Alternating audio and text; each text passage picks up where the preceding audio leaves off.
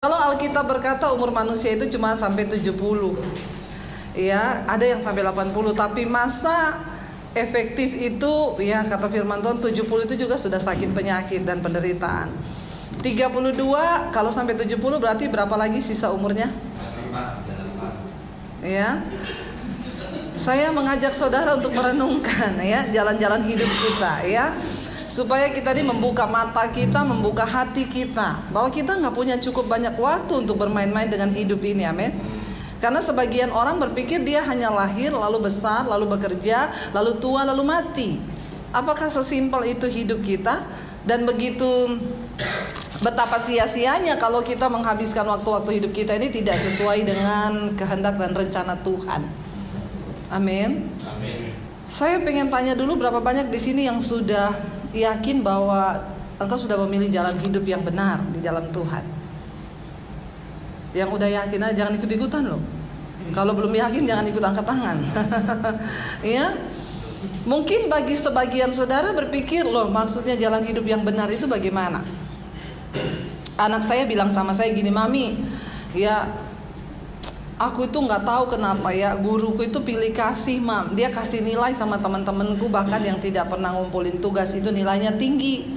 Sementara aku, Mam, yang udah ngumpulin tugas, kenapa nilaiku dikasih rendah?" Saya bilang sama anak saya, tidak usah berkecil hati, karena yang menentukan hidupmu itu bukan nilai dari sekolah.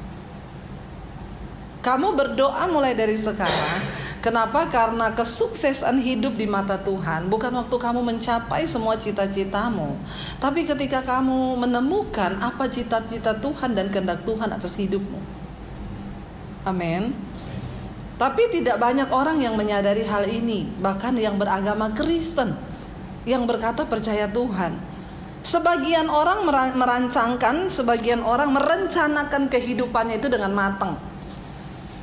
Ada orang-orang tertentu yang merancangkan kehidupannya sangat matang, bahkan dari kecil orang tuanya sudah merancangkan. Makanya dari kecil diikuti kursus ini, kursus itu, kursus ini, pokoknya supaya dia pikir jalan hidupmu itu yang terbaik lah, ya. Tapi ada juga sebagian orang yang hidupnya itu asal-asalan aja. Ya pokoknya seperti angin membawa kemana saya ada, ya begitu. Nah saudara, hari ini termasuk yang mana?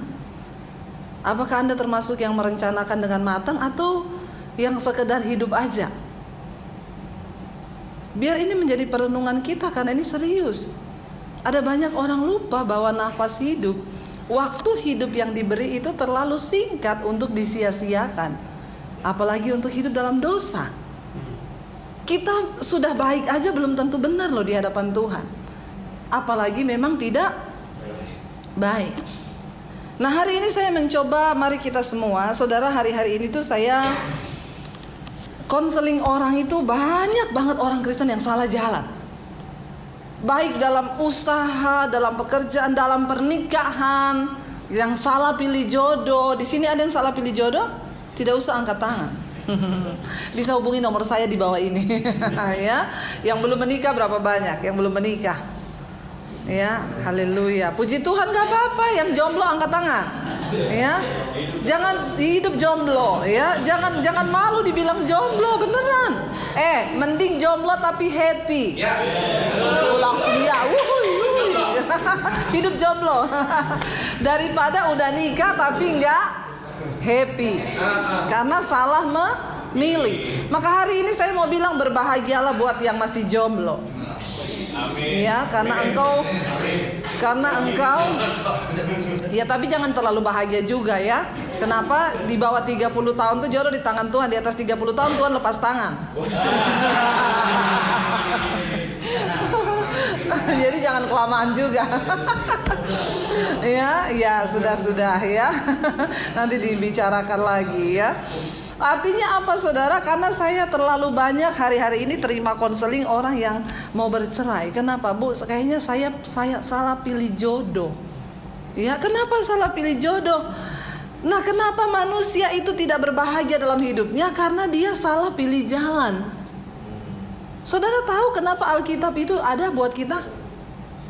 Kenapa kita harus baca firman? Saudara tahu untuk apa? Supaya jalan hidup kita tidak menyimpang kan? Tapi kan sayangnya banyak orang Kristen itu yang menganggap itu cuma biasa. Padahal semua saudara jalan hidup kita itu ditentukan oleh firman. Satu kali ada orang konseling sama saya, Bu, saya sama suami itu tidak bahagia pernikahan kami. Kenapa? Saya bilang, ya pokoknya kita itu ya sekarang tuh suami saya dingin, cuek sama saya. Lalu saya tanya yang pertama, saya bilang sebuah hubungan itu dibangun atas dasar komunikasi. Karena waktu komunikasi rusak maka rusak segalanya. Saya mau tanya, komunikasi dengan suami itu bagaimana? Seberapa sering berkomunikasi? Sehari itu sering ngomong nggak? Aduh Bu, kan kita pisah kota.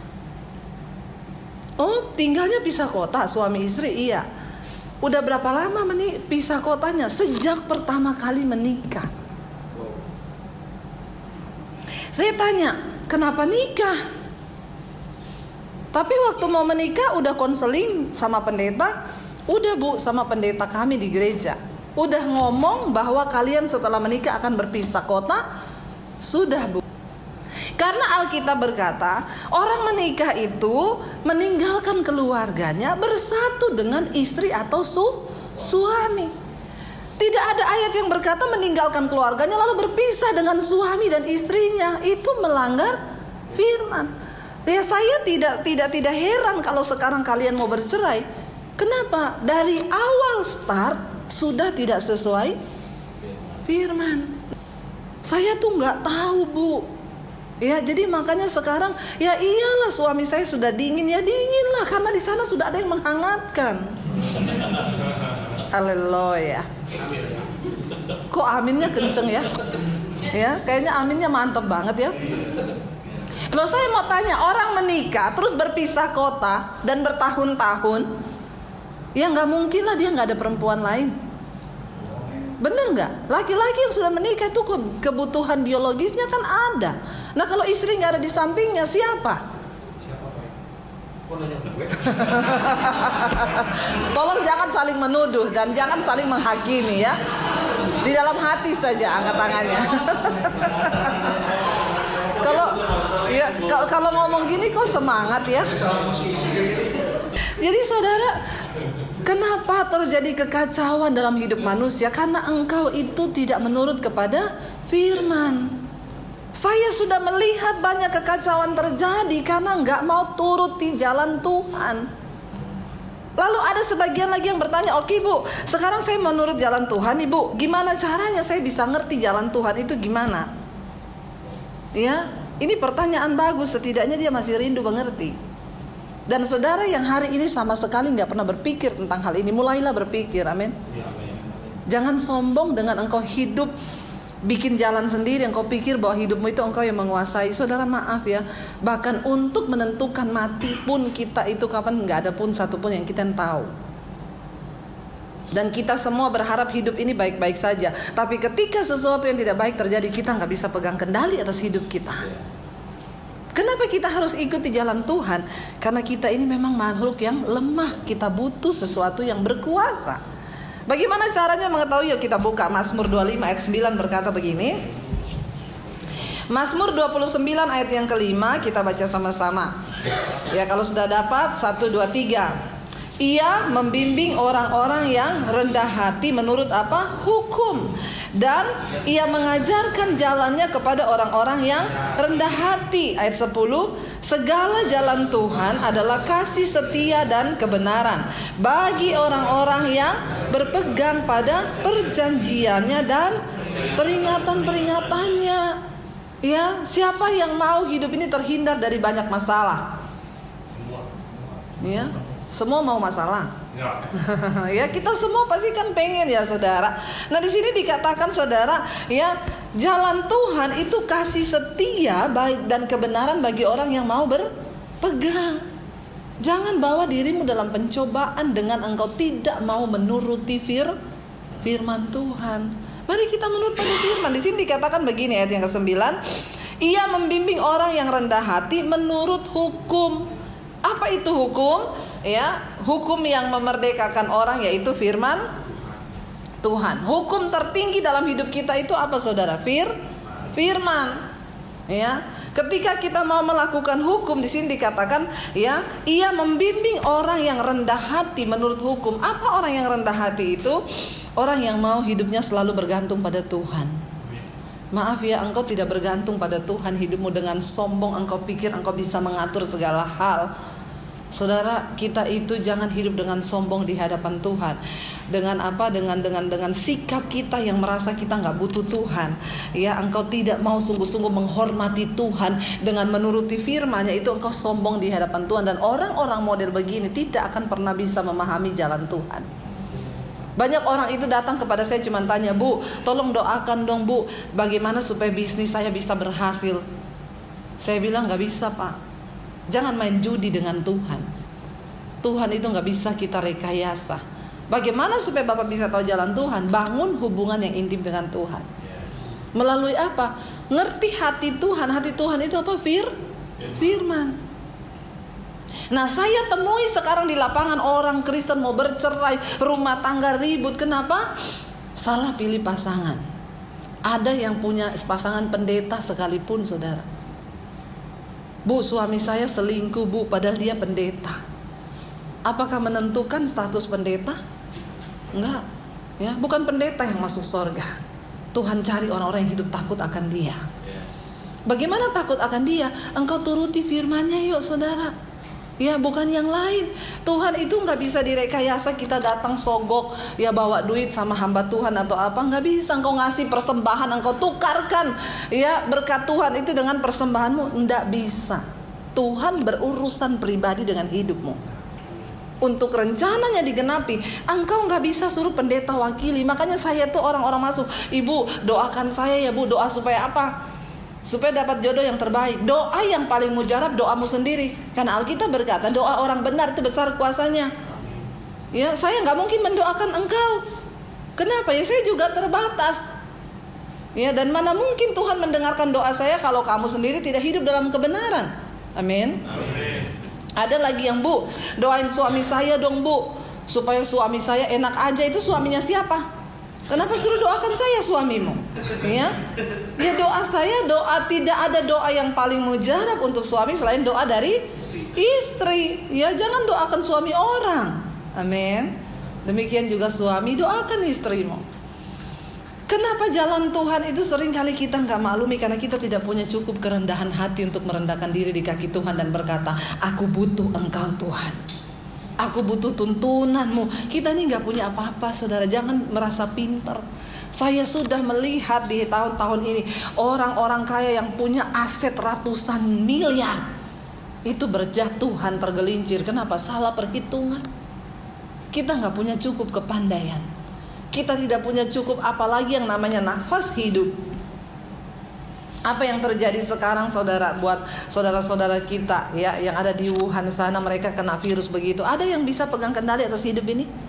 Nggak ada kan? Kalau udah kayak begitu mau ngapa? Berpasrah aja sama Tuhan kan? Kita bahkan tidak tahu apa yang akan terjadi 5 menit ke depan. Tapi ayat ini berkata, Tuhan itu memberitahukan jalan-jalannya kepada orang-orang yang hidup dengan rendah hati di hadapannya. Saya berdoa supaya kita semua hari ini mau merendahkan hati. Kunci yang pertama, rendahkan hatimu di hadapan Tuhan. Apa caranya? Setiap hari katakan, Tuhan, aku tidak bisa menjalani hidupku tanpa Tuhan. Lalu yang kedua, caranya apa saudara? Baca firman dong tiap hari. Bagaimana kita bisa tahu isi hati Tuhan? Orang kamu gak pernah baca firman. Apa itu isi hati Tuhan? Ya firman Tuhan ini. Apa yang ditulis di dalam Alkitab ini, itu isi hati Tuhan. Dia menuntun kita, memberitahukan jalan-jalannya kepada orang yang hidup takut akan Tuhan. Yang mau menikah di sini berdoa supaya Tuhan itu kasih jodoh yang terbaik. Ya. Gak peduli seburuk apapun masa lalumu, jangan engkau sesali. Ketika Tuhan mau bertindak, asal engkau mau bertobat, tidak ada perkara yang mustahil. Saya ini masa lalu saya hancur. Saya adalah sampah yang sudah dibuang. Makanya saya berpikir dulu mau bunuh diri, karena saya merasa hidup saya sudah tidak berarti. Tapi ketika saya mau bertobat, saya cuma bilang, aku mau bertobat Tuhan. Saya menyerahkan hidup saya pada Tuhan. Apa yang Tuhan buat dalam hidup saya, Sampai hari ini saya cuma bisa meneteskan air mata dan berkata, Tuhan, apa yang kau lakukan buat saya itu bikin saya tercengang. Dan orang-orang di sekitar kita pun melihat perbuatan Tuhan yang ajaib lewat hidup kita. Amin. Kemarin saya terima telepon, Bu. Saya dengar khotbahnya Ibu. Jadi konseling, Bu. Saya mau pengakuan dosa. Saya nonton khotbah Ibu dengan tema akibat dosa tersembunyi. Satu kali Tuhan suruh saya bikin tema khotbah itu, lalu saya tayangkan di YouTube, saudara. Yang nonton 100.000 lebih. Dan itu saudara tahu yang konseling, karena mereka minta nomor HP, saya kasih tuh nomor HP saya. Saudara bisa bayangkan kalau yang konseling itu berapa persen saja. Tapi saya bersyukur dan saya berbahagia menerima orang-orang konseling dengan niat satu, Ibu, kami mau bertobat. Kami mau kenal jalan Tuhan. Itu menyenangkan hati saya, sekalipun seringkali saya capek, saya harus balas. Ya suami saya bilang, saya cari sekretaris lah untuk balas-balas. Nggak bisa, saya bilang sama suami saya, nggak bisa. Kenapa? Untuk balas persoalan-persoalan orang-orang ini, itu butuh hikmat Tuhan. Dan hikmat Tuhan yang diberi sama saya itu pasti berbeda dengan sekretaris, karena dia nggak punya hati di situ kan. Nah kalau dia ditanyain ini gimana, nanti dia tanya saya lagi, Bu ini ada, aduh saudara pelik itu persoalan-persoalan orang yang saya harus terima. Itu sampai HP saya error loh, bayangkan HP aja error. Untung saya tidak error. Itu HP sampai bunyi ting ting ting ting ting ting ting. Ya saking menerima banyaknya WA, tapi saya bersyukur dari situ saya melihat Tuhan ya melayani orang-orang yang hidup mereka itu satu yang menyenangkan hati ketika mereka mau berbalik kepada jalan Tuhan. Ada kemarin yang konseling, Bu, saya seorang lesbi. Saya tinggal bersama dengan teman satu kos saya. Kami pasangan lesbi. Saya dengerin khotbah Ibu, saya merasa berdosa dan saya terdorong untuk ngomong ini, untuk terbuka ke Ibu. Apa yang harus saya lakukan? Saya mau bertobat. Kamu benar mau bertobat? Iya. Mau atau niat? Karena mau dan niat itu beda. Kalau mau cuma mau tok, saya mau, Ibu doakan saya. Kalau niat, kamu tanya apa yang harus saya lakukan, Bu? Kalau kamu niat, saya akan kasih tahu, pindah kos sekarang. Jangan kasih tahu temanmu itu kamu pindah kemana. Kayak gitu, Bu, sampai kejam begitu. Itu bukan kejam. Jangan main-main sama dosa. Sekali engkau tergelincir, dia tidak akan pernah melepaskanmu. Itu cara kerjanya setan. Ya, kalau kamu niat hari ini dengerin perkataan saya, pindah kos, jangan ngomong kamu pindah kemana. Benar-benar lupakan.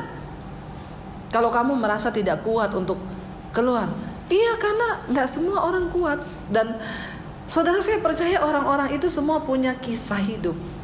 Di antara semua kita yang duduk di sini, saudara punya cerita yang orang lain tidak tahu. Engkau punya cerita hati yang engkau sendiri aja yang tahu dengan setan. Ya, maaf, setan tahu hidupmu loh. Engkau tidak bisa lihat setan, tapi setan bisa lihat engkau. Kenapa saya bilang setan? Waktu engkau melakukan dosa, engkau tutupi, maka setan akan terus mengintimidasi hidupmu.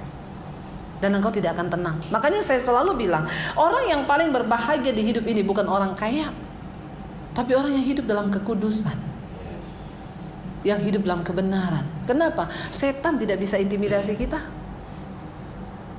Setan takut sama orang yang hidup dalam kekudusan. Amin. Ya. Hari ini kalau engkau masih terikat dengan dosa, beresin. Untuk engkau bisa tahu jalan Tuhan, yang pertama engkau harus dengan rendah hati berkata, Tuhan, aku ada sesuatu yang harus aku bereskan. Karena Tuhan tidak bisa bekerja dalam kehidupan orang yang terikat dengan dosa. Hari ini beresin. Itu tandanya Anda rendah hati. Firman Tuhan berkata, kalau hari ini engkau mendengarkan suaraku, jangan keraskan hatimu. Bertobatlah. Relakanlah dirimu dan bertobatlah. Cari orang yang saudara anggap percaya. Kenapa? Saya tahu orang-orang itu membutuhkan satu tempat untuk dia bisa ngomong, cerita, supaya engkau bahagia. Setan gak tuduh terus. Kemarin ada seorang ibu telepon saya, Bu, saya nonton khotbah Ibu yang tentang akibat dosa tersembunyi. Ibu, saya mau ngomong sama Ibu, itu saya banget, saya tidak damai, Bu. Kenapa? Saya selingkuh sama mantan saya. Dan saya gak mungkin cerita ke siapa-siapa. Kenapa? Karena semua orang di gereja, di rumah menganggap saya itu orang yang bersih dan kudus. Tapi ketika saya nonton khotbah ibu, saya merasa saya kotor dan saya harus terbuka. Dan saya nggak berani terbuka kepada siapapun. Untuk bisa terbuka, jangan kepada sembarang orang, ya, supaya tidak jadi gosip dan setan tambah ambil celah di dalamnya. Saya bilang iya nggak apa-apa, terbuka aja. Dan saya tanya, ibu mau bertobat? Saya mau bertobat ibu, saya mau dilepaskan. Saya berdoa lewat telepon saudara, ya. Dia menangis menjerit di telepon, ya. Dan saya bilang, ibu, Tuhan mengasihi engkau. Iya. Lalu dia bilang, ibu saya plong banget, terima kasih Tuhan sudah kirim ibu buat saya. Itu yang menyenangkan saya ketika melihat saudara, betapa orang-orang itu mau terbuka hatinya dan mau meresponi suara Roh Kudus. Alkitab berkata di firman Tuhan, dosa yang tidak terampuni, dosa apa? Menghujat Roh Kudus, itu dosa yang tidak terampuni.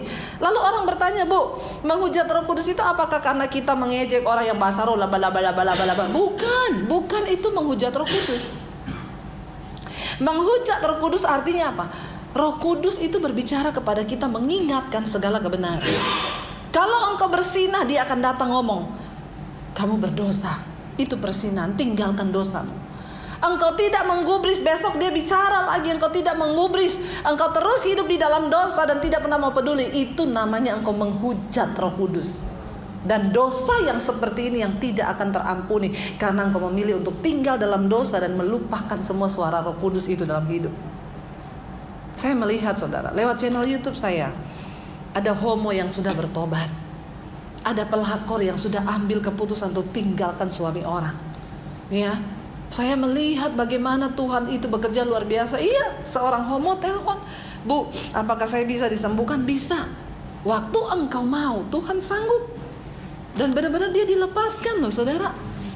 Dia bilang, teman-teman saya bilang gak bisa orang homo bertobat. Siapa bilang? Bisa. Roh Tuhan yang ada dalam kita lebih besar, asal engkau mau. Amin saudara.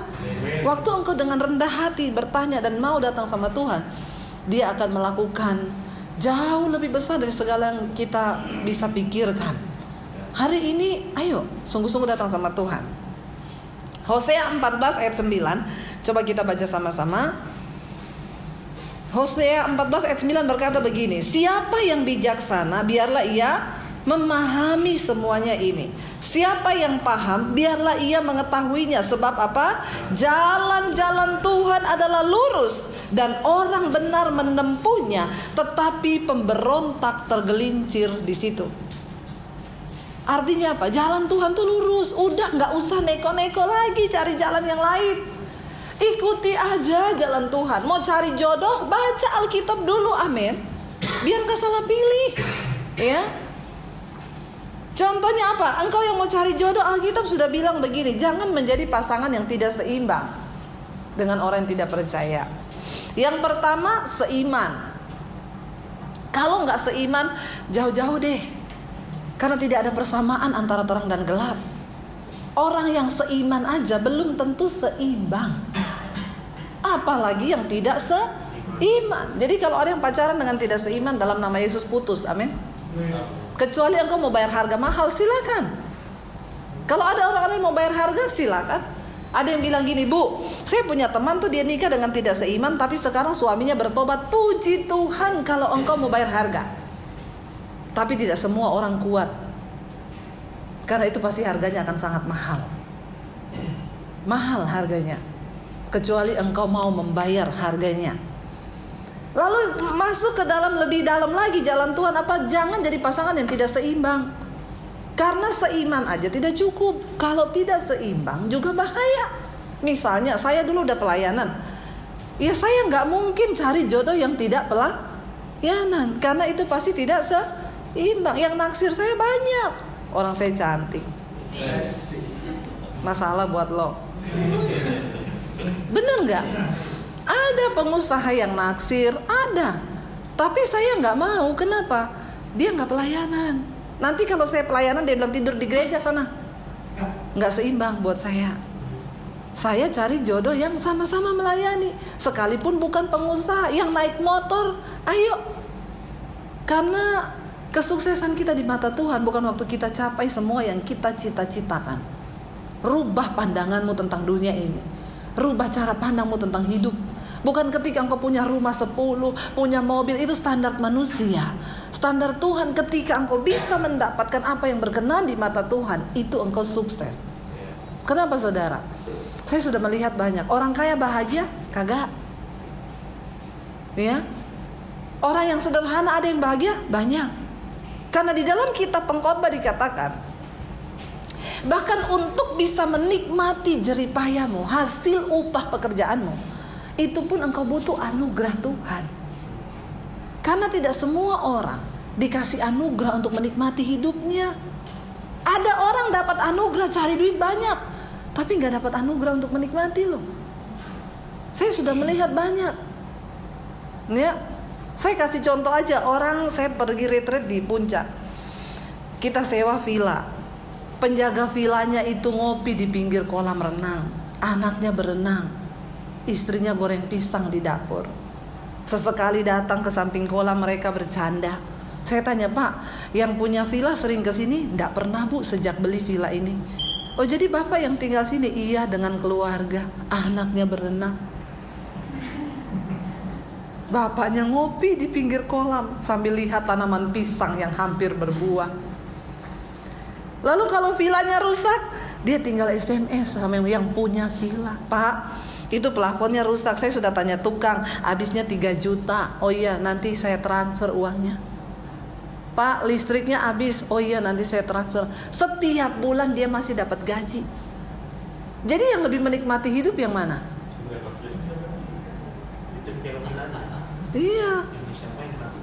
Iya, yang punya villa mungkin di Jakarta cekot-cekot otaknya. Kenapa? Mikir bayar cicilan villa.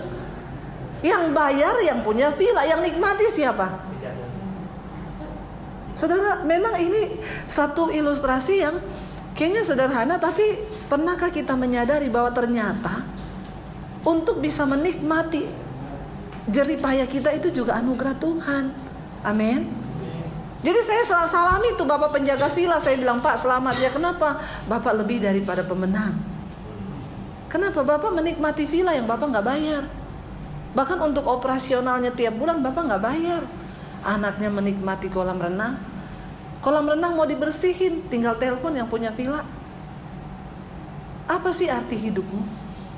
Bukan soal banyak atau sedikit yang engkau dapat. Karena untuk bisa menikmatinya pun engkau butuh anugerah Tuhan. Amin. Kita nih butuh anugerah.